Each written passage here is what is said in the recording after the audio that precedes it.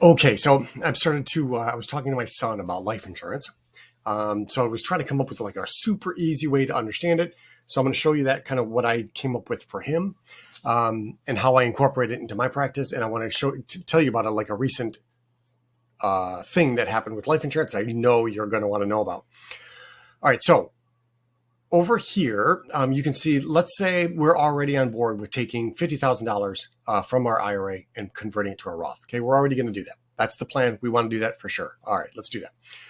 However, and of course, we got to get into a Roth, and then we have, it'll grow and grow. And let's say we get eventually, $150,000 in the Roth. We got to pay the fees for the ETFs, right? Maybe a management fee. Let's just say 1%. Just for ease. Okay, $1,500. Well, I didn't need a calculator for that today. So $1,500 a year just to invest your money in a Roth. Anyway, it's growing tax free. That's awesome. All right. So what though if we, instead of taking $50,000 from the IRA to the Roth, we still take $50,000 from the IRA. However, we only take $25,000 and put it in the Roth, and then $25,000 and put it into the life insurance. Now, so this is your life insurance, okay? This is the cash value. So this is how much we're overfunding the life policy with. As soon as you put that first $25,000 in there, you're going to get this huge death benefit, okay? Let me group that up so I can. All right, so here's your huge death benefit that you get right away. So you just instantly leveraged a very small amount to a very huge amount. At this time, though, only can be used for death benefit, if you die, or if you need any kind of long-term care. So that right there, that's not too shabby. You instantly leveraged a little bit of money for a lot for either your beneficiaries or for you if you go into a long-term care facility or you need to bring somebody in, like say you had a stroke. So really all about your beneficiaries at this point, right? Protecting them. So as you start putting more money into this guy, your cash value grows. Your death benefit will continue to grow as well. So every time you put money in, your death benefit will grow. But at some point, we don't necessarily want the death benefit to keep growing. Sometimes we do, but I usually don't design them that way because the fees are going to be the difference between the death benefit and the cash value, right? So this amount right here, the magenta, is going to be what your fees are based on. So obviously, the more your cash value grows, the less the fees are, right? So that's what they're all based on. So if someone comes to me and says, I just want to pass out as much money as I can possibly to my beneficiaries, then we're going to focus more on the death benefit and just make sure that keeps growing. Now the fees are going to be really high, but you can pass on millions of dollars to the next in line there. Usually that's not how I design them. I design it so the death benefit will stop at 200,000, 300,000, 400,000. I just want there enough to pay for a long-term care stay for a couple of years. A lot of clients that come to me, their kids are fine. They're not really looking to give them a huge $1 million payday. They just want to do the most they can, right? So I'm trying to leverage a little bit of money to do the best I can for my clients. All right, so cash value is growing, right? Okay. So the death benefit, remember, can only be used for death or long-term care. The cash value now can come out in any way possible. Anything you want: tuition, buy a boat, down payment on a cottage or another home, wedding, whatever you want, that can be used for, and I can have it into your account in probably less than 2 days. So it's very liquid. And this money is growing in the market. Okay, this is a universal life. If it was whole life, you just get your flat 4 or 5%. Usually I prefer universal life. You just have a higher potential of growth. And if you want to see how much growth you can get, just ask me and I will show you my personal life insurance statement. And I'll show you how it can grow very fast inside life insurance because you're never taxed on anything, right? This cash value acts like a Roth, okay? Let me make sure I'm covering everything here. Only non-qualified money can go into life insurance. That's why a lot of times we will incorporate it with, a conversion that we're already doing. Whoops. Right. So 25,000 will go into the Roth, 25,000 will go into the life insurance. So we're again already taking money out of the IRA. It's already a taxable event. But once it's out, now we can fund a life insurance policy, or we can use non-qualified money, which basically is just any non-retirement money. Okay, brokerage account money, cash sitting at the bank.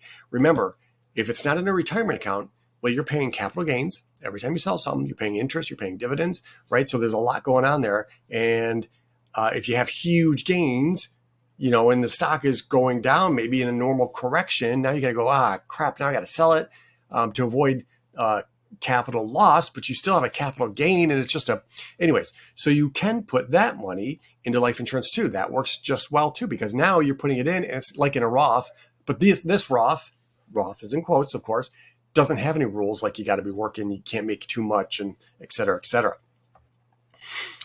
Okay, so back to this cash value. This is really gets interesting. The big announcement recently was now the life insurance company that I like, that I prefer for these universal life policies, just announced that the fixed income bucket, so you didn't even have to mess with the market if you don't want to. The fixed bucket is 5.3%. That doesn't matter what the market's doing. That's your fixed bucket that you're going to get. Okay, so that's pretty cool. And it's basically tax-free, right? Love when my dog won't stop barking when I'm doing my videos. All right, so let me move my face over here. So what happens if you want to take out $50,000 from your cash value? Okay, whatever it is. Again, down payment, boat, car, wedding. You're actually not going to take it out of your cash value. Okay, the insurance company is going to loan it to you. Currently, it's 5% is what the loan rate is. Now, what's nice is when you get the contract, that's going to be your guaranteed rate for the rest of your life. They can't change that. So that's kind of cool. And so now we're getting into the area of life insurance where you act as your own bank. Okay, don't let banks make money off of you anymore. You can make money off yourself. Here's how. All right, so if you want money, they're gonna lend it to you at 5%. But here's where it gets interesting. So what I did is I assumed you were putting in $25,000 for, I think, 5 years, 7 years. Don't know what exactly, I don't remember. And then starting in year 10, the compounding of that money is $17,000 in year 10. No, I'm sorry. $15,000 roughly in year 10.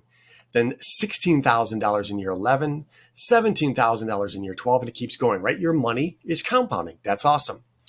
So when you take the money, you're not actually taking the money out of your cash value, right? Like I said, they're lending it to you at 5%. So here's where it's cool. I've now said that 3 times, sorry. So let's say it's a $50,000 loan at 5% interest. Here's your $2,500 of interest that you're going to pay. Now, what's cool with life insurance is it's so flexible. If you want to pay just the interest, you can do it. If you want to pay just the principal, you can do that. If you want to pay principal and interest, you can do that. Or you don't have to pay anything, right? And then if you don't pay the loan back, that's fine. What happens is, well, they're just going to take it off of the death benefit when you die. Okay, so your death benefit just got lowered. You don't have to pay back the loan. Okay. In this example, I want to show you, though, what happens when you decide that you do want to pay it off. So on a $50,000 loan, 5% interest, let's say you're paying $25 of interest on that loan, right? But because you didn't really touch your money, it's still growing and compounding. You just made $15,000 of interest compounding in that loan, and you're only paying $2,500 on this loan. So in essence, you're paying down a simple interest loan while your money is compounding still at way more than you're paying for this loan. Okay. So you're paying $2,500. Let's say you're just paying another $500 towards principal every year. So that means you're going to reduce your $50,000 to $48,000. Did I do that right? No, not $500 a month. Just $2,000 a year. So whatever the heck that comes out to. So that means your new loan now is worth $48,000 and 5% interest on that is $2,400. Then let's say you do that again next year, $2,300. So you're paying down simple interest loan while your own money is still compounding at much higher rates than this loan. That, my folks, is how life insurance can amplify things that you're doing in your life. And sometimes we don't even, we're not, using that money to purchase anything. We're just going to slowly borrow against it for a tax-free income stream in retirement that we never pay back. And so that means that it's going to eventually come off the death benefit. So what I try to do is I just try to make sure that this income stream keeps this death benefit still high enough throughout your life that it at least will pay for a 2-year stay in a nursing home. Okay. So that's pretty cool. Now, what's cool, or what's also interesting, is as you put more money into this, in the Roth over there, again, as I told you, your fees are increasing, right? In the life insurance, the fees are actually decreasing because the fees are on the difference of the cash value and the death benefit. So that is life insurance right there. I thought this was going to be a really super simple video because it's kind of simple in my head. But of course, as I kind of try to portray it in real time, I can see how this can get confusing. But hopefully this helps because it's super powerful. You can be your own bank. I put my own kids into life insurance because once you get life insurance, like my oldest is 19, we're going to get a life insurance policy for him. So he'll go through underwriting with no problem, right? Perfectly healthy. So now he's got a life insurance policy. So no matter what happens to him in his lifetime, he's got life insurance. They can't take that away from him if he gets a terminal illness or something like that. But I'm going to have him continually overfund this life insurance because I'm going to have him use the cash value to buy a practice or to buy a building when he's done getting his medical degree because he's going to be a surgeon. So that will give him the opportunity to not even bother with the bank at that point. He'll have the money saved and boom, it's all growing tax-free. It's all going to come out tax-free.